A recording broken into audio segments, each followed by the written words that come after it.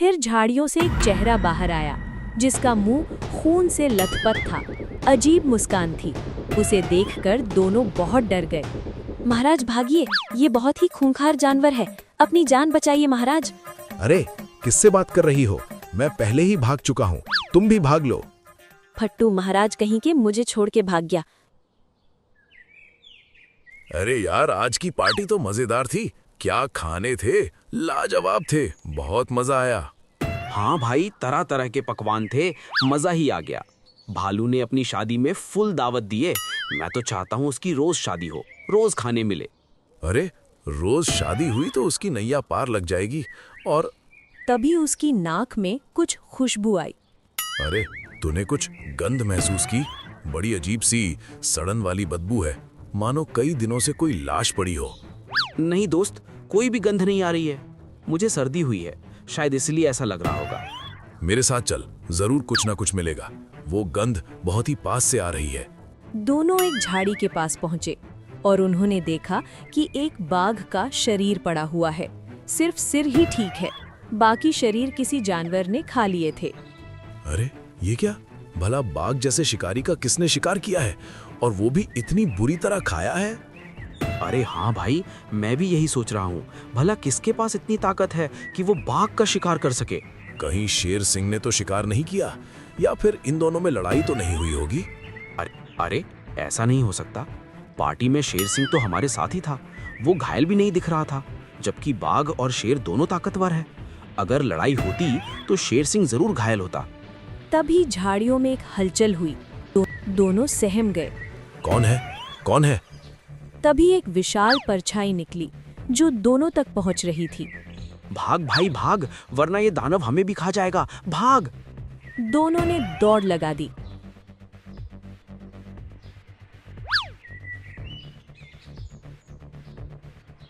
और अगले दिन शेर की सभा में, महामंत्री, जंगल में इतनी अशांति क्यों है?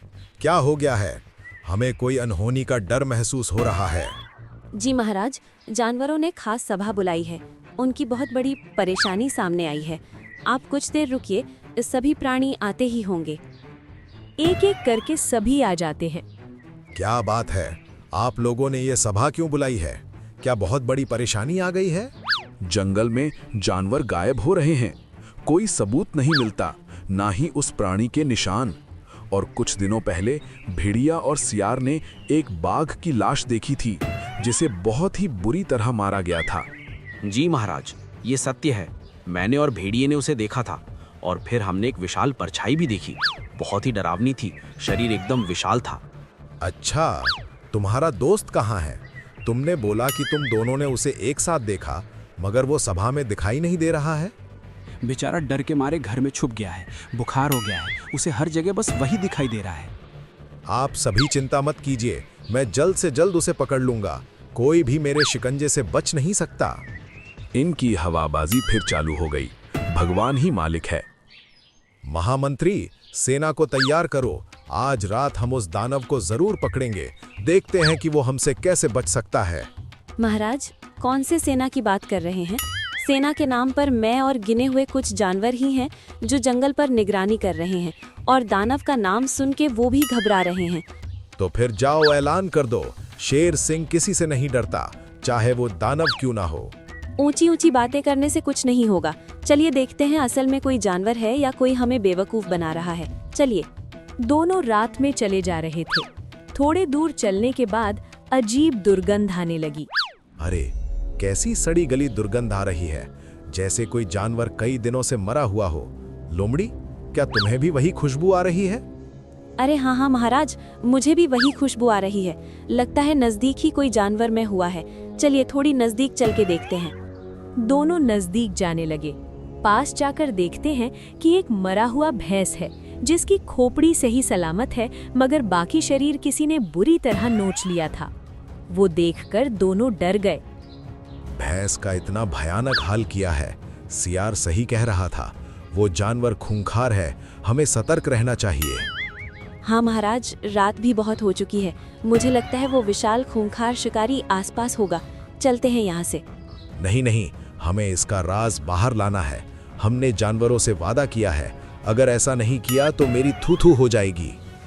तभी झाड़ियों से एक विशाल परछाई बाहर आई, जिसे देखकर दोनों बहुत डर गए। महाराज, हिम्मत रखिए, अब हमें लड़ाई के लिए तैयार रहना है, होश संभाल के रखिए। फिर झाड़ियों से एक चेहरा बाहर आया, जिसका मुंह खून से लथपथ था। अजीब मुस्कान थी। उसे देखकर दोनों बहुत डर गए। महाराज भागिए, ये बहुत ही खूंखार जानवर है, अपनी जान बचाइए महाराज। अरे किससे बात कर रही हो? मैं पहले ही भाग चुका हूँ, तुम भी भाग लो। फट्टू महाराज कहीं के मुझे छोड़ के भाग गया। भाग बसंती भाग, वरना तुझे ना वीरू मिलेगा ना जय मिलेगा। जानवरों को अगली सुबह मेरी लाश मिलेगी। दोनों दम लगा के भाग गए, सीधे गुफा में घुस गए। अगले दिन कुछ जानवर गुफा के पास पहुंचे। अरे महाराज कहाँ हैं? आज सभा नहीं ली, हमें जानना है कि उन्होंने उस दानव के बारे में पता लगाया कि नहीं। अरे, एक नंबर का फट्टू राजा है। मैंने आज तक इतना कायर राजा नहीं देखा। कल हम इसे पकड़ने गए थे, हमने देखा कि एक खूंखार ऊंट जिसने एक भैंस का शिकार किया था हमारे सामने आ गया, और ये महाराज उससे लड़ने के बजाय दुम उठा के भाग गए और मुझे भी वहीं छोड़ दिया था। किस तरह जान बचा के आई हूँ।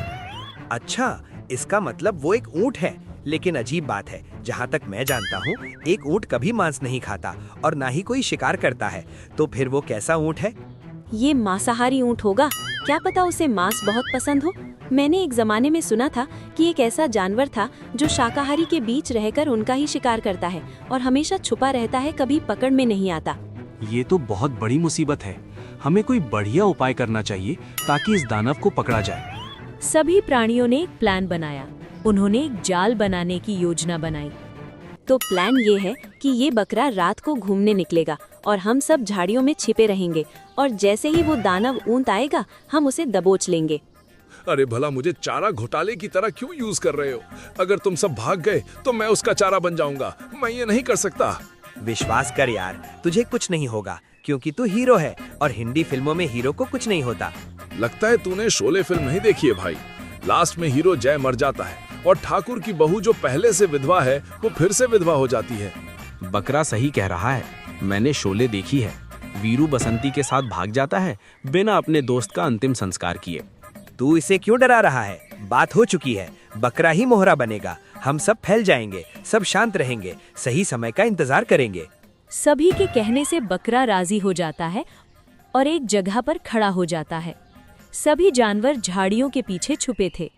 हे भगवान, आज बचा लेना। 21 बार आपका नाम लूंगा और ये जंगल छोड़कर चला जाऊंगा। ये जानवर मेरे नाम का सौदा करते हैं, कहाँ फंस गया हूँ मैं। रात भर सभी प्राणी इंतजार करने लगे, लेकिन वो दानव ऊंट अभी तक नहीं निकला। सुबह हो गई, सब इंतजार करके थक गए। चलो चलो, लगता है उस ऊंट को भनक लग गई थी, किसी और दिन हम उसको जाल में फंसाएंगे।